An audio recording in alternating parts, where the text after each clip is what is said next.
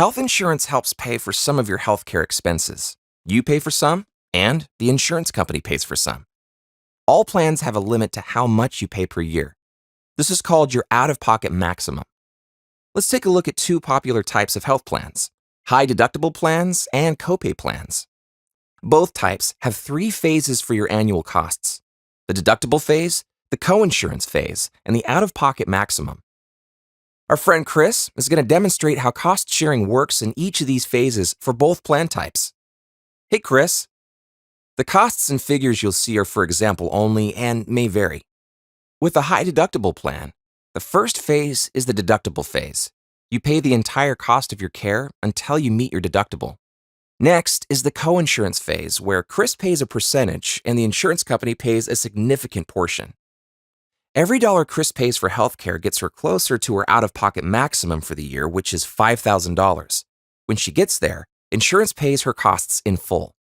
High deductible plans can be paired with a tax-free health savings account or HSA you can use to pay your portion of the costs. Let's switch gears and look at copay plans. With copay plans, phase 1 is a combination of a deductible and a set copay, where Chris would pay $25, for example, to see her primary doctor.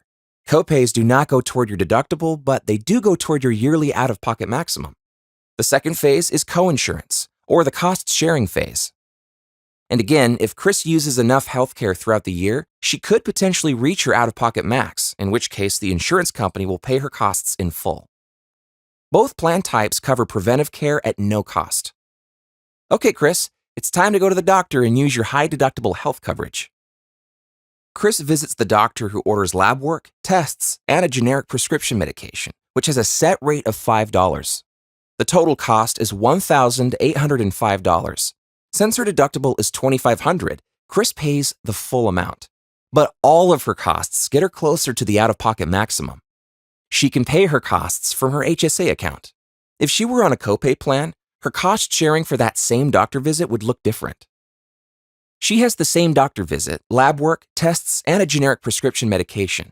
You'll notice a few things are different with this copay plan. A copay plan helps pay for doctor visits from the start, so Chris pays a set fee of $25. Her deductible is also smaller at $1,000. You can see her costs add up to more than that. So with this visit, Chris meets her deductible and the cost sharing begins. Let's see what happens then. Chris's expenses were $1,380, but remember, copays do not contribute to the deductible, only the out-of-pocket maximum. Her deductible is $1,000. She pays that. There are $350 of expenses that are eligible for cost sharing. Chris's portion is 30%, or $105. Her $1,135 paid goes toward her out-of-pocket maximum. Later in the year, she goes to the clinic again. Her copay is $25. She goes again later for a third time, and that visit's copay is $25. She goes a final time, and again, the copay is $25. She must pay each copay in full, but they all go toward her out-of-pocket maximum. Her last visit requires more tests and another prescription. Chris's portion is 30% of the tests, or $405, plus a $5 copay on the medication. So Chris has spent $1,620 out of pocket for the year. Let's go back to where we left off with the high deductible plan. After the first visit we talked about earlier, Chris had not met her deductible, so the insurance plan hasn't started paying yet. She paid $1,805 out of pocket. Let's see what happens on her next visits. On visit 2, Chris still hasn't met her deductible, but she's getting close. The third time Chris sees the doctor, the charge is $450. But Chris won't pay the full amount because with this visit, she meets her deductible. Let's look at what happens as she moves into the cost-sharing phase. Chris still has $245 to pay to meet her deductible, so she's responsible for that. Now, there's $205 remaining, and that amount is eligible for cost sharing. Chris's portion from here on out is 10%, or $20.50. We'll use $21 for easier math.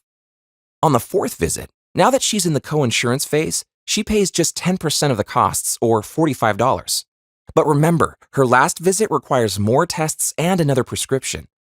Chris's portion is 10%, or $135 of the tests, and $5 on the generic prescription medication.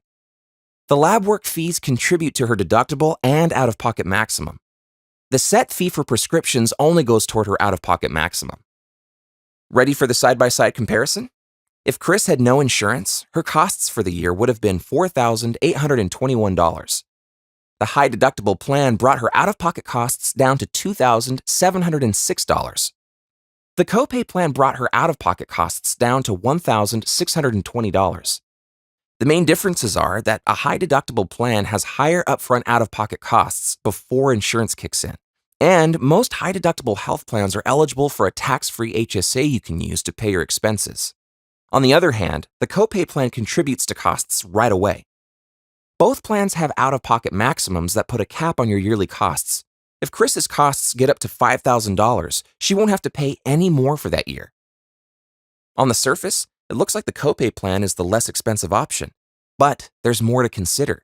When you're price comparing health plans, you'll not only want to weigh your out-of-pocket costs, you'll want to consider the cost of the plan's monthly premium and potential tax savings for using an HSA.